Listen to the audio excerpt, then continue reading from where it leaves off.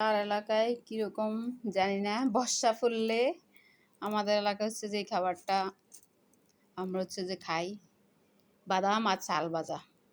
বাদাম খোসা সহ ভাজলে বেশি মজা লাগে আমার কাছে।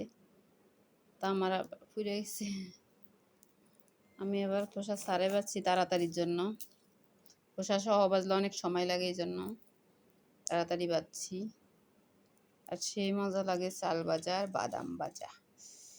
ওয়াহু, বৃষ্টির দিনে অনেক মজা। বৃষ্টি পড়তেছে বাইরে, আর বাসায় হচ্ছে যে চাল ভাজা বাদাম ভাজা, এর মজা লাগে। কার কার দৃষ্টিকে খায় কমেন্টস করে জানাবেন। আমাদের ভোলায় খায়।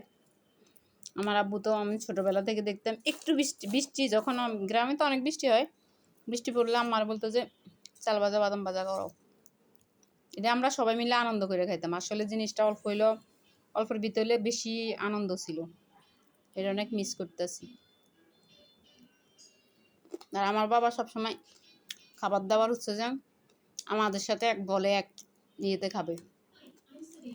আমরা সব বোনদের নিয়ে এক ইয়ের ভিতরে খাইতো একসাথে বসে। এটা অনেক মজা, এগুলো অনেক মিস করি ছোটোবেলাটা।